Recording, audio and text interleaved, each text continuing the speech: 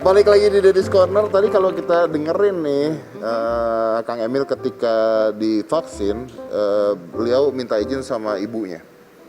Dan ibunya mengatakan bahwa pemimpin harus memberikan contoh gitu. Jangan kalau bahagia ada rezeki di belakang, tapi kalau ada masalah pemimpin harus di depan gitu. Oke, Kang, tapi kalau bicara tentang orang tua kemarin itu, saya sempat podcast sama Kang Deddy Mulyadi ngomongin tentang si kakek. Jadi ada kakek, tahu nggak ceritanya? Gimana? Ada kakek yang dituntut oleh anaknya, dan anaknya ini menuntut dengan adiknya juga. Oh, yang dia meninggal ya? Yang adiknya meninggal, sarjana juga itu. hukum. Oke, kita lihat dulu lah videonya sebentar. Masyarakat Indonesia akhir-akhir ini tengah dihebohkan dengan kasus anak yang menggugat orang tua kandungnya, baik yang masuk ke pengadilan ataupun yang tidak masuk ke ranah pengadilan. Entah apa yang ada di benak sang anak hingga tega berbuat hal yang tidak terpuji. Mungkin banyak faktor yang memicu tindakan tersebut, mulai dari harta warisan hingga dugaan KDRT pun menjadi latar belakangnya. Lantas dengan maraknya kasus seperti ini, siapa yang patut disalahkan? Pola didik asuh dari orang tuakah atau efek perubahan sosial yang terjadi pada masyarakat milenial? Atau saat sang anak tega menuntut orang tuanya, di manakah hati nurani? Bagaimana pendapat Anda?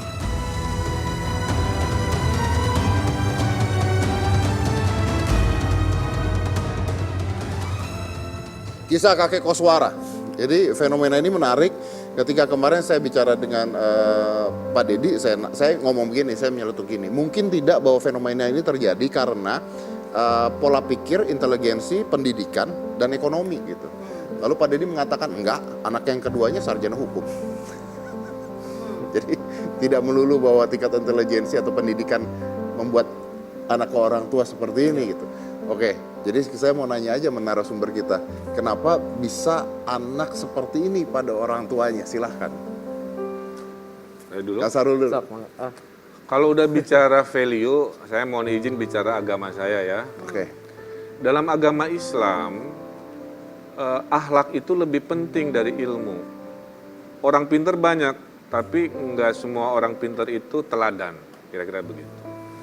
Jadi tadi sarjana hukum, berarti orang berilmu, tapi tidak identik dengan akhlak mulia. Kalau akhlak mulia hari ini paling contoh, mohon maaf merinding ya, itu Pak Ali Jaber ya.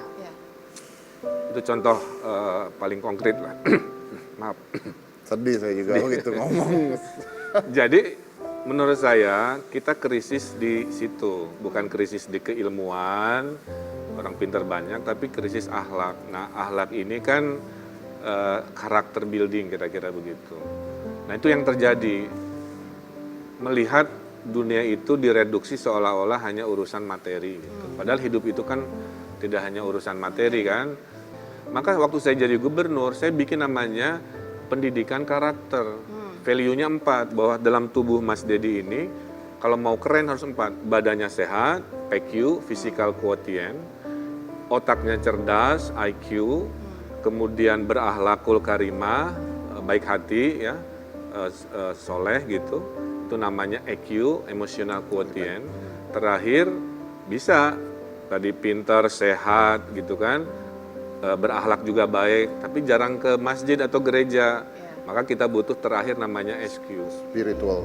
Nah, saya mencoba fundamentalnya ya sebagai pemimpin, supaya tidak terjadi lagi ada anak durhaka kepada orang tua gitu kan, ada orang memaki-maki pemimpin, itu dengan 4 nilai tadi. Tapi saya kira ini jadi pembelajaran sih untuk orang tua, bagaimana dia bisa mengikat ya secara emosional. Karena gini, Dad, kalau bicara mengenai orang tua dan anak durhaka, pasti yang salah ini anak gitu kan. Kalau saya pribadi, saya pasti mau gimana pun karakter orang tua saya pasti akan mencoba untuk mengerti ya, bukan berusaha ingin dimengerti, tapi saya mengerti orang tua saya. Emang udah karakternya seperti itu misalnya, itulah mungkin nilai-nilai yang memang sudah ditanamkan orang tua saya. Tetapi untuk yang miss hal itu ya, tentu dia akan terus menyalahkan anaknya gitu ya. Jadi pelajaran untuk anak dan juga untuk orang tua supaya bagaimana dia bisa berbuat baik dan akan jadi kebaikan juga yang dia akan dapatkan dari anaknya. Ini saya Jadi hanya dua sisi ya. ya ada dua sisi gitu. Maksud saya kalau misalnya dia punya apa ya empati, dia ditanamkan nilai-nilai itu, saya kira nggak akan Nggak akan seperti itu. se-ekstrim Tapi ini kan begini gitu. loh, hampir semua kejadian ini itu duit. Berarti kan faktor ekonomi juga sangat pengaruh di sini kan. Makanya kalau kita lebaran, mohon maaf lahir batin. Iya. Karena hidup itu terbagi dua, lahir yang terlihat, fisikal, materi, ada batin, abstrak, intangible kan begitu ya. Ibu saya nih, nah ini ada fotonya. Itu kalau ketemu saya, dia nggak peduli saya wali kota gubernur, dia cuma nanya udah makan belum, udah sholat belum. Dua itu Pak, Mas Dedi, mengingatkan bahwa ada hal lain yang harus diseimbangkan. Kalau nanya udah makan belum berarti kan lahir, udah sholat belum berarti kan batin. Selalu dua itu. Dan tetap menjadi anak ya.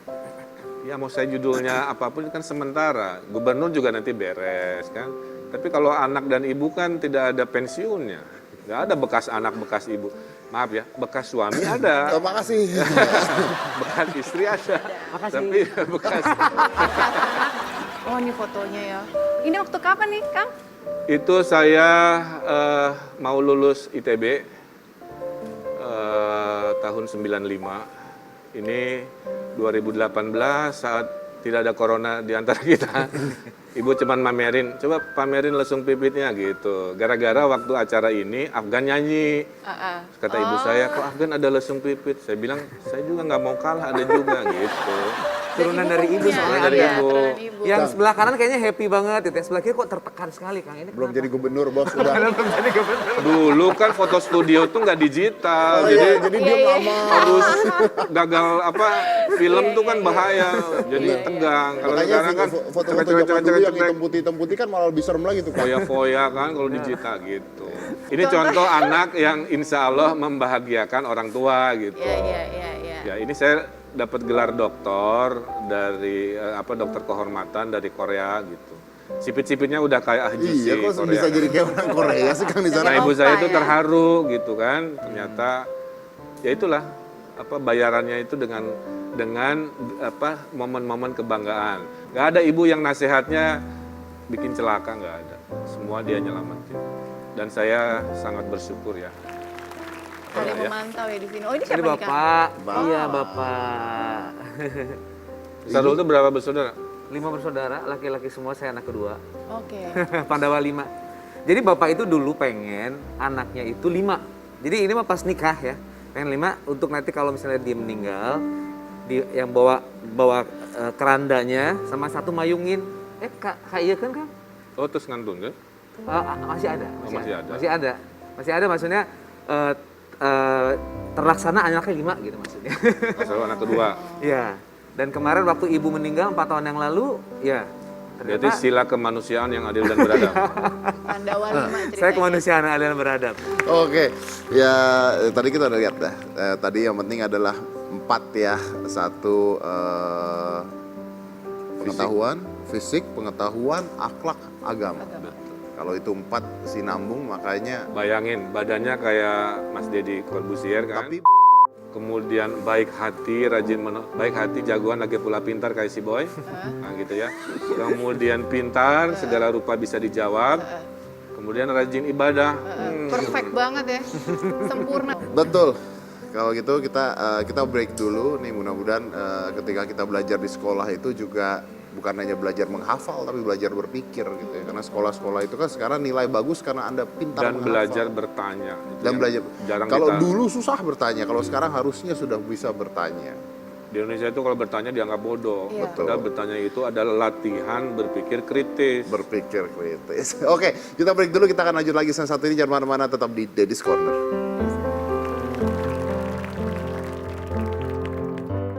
Kalau mau dirupiahkan itu priceless, nggak ada nilainya. Katakanlah 20 tahun diurus ya. Seorang tua bisa aja nagih gitu ya, ini 20 tahun nih saya ngurusin kamu, nilainya tuh bisa miliar-miliar.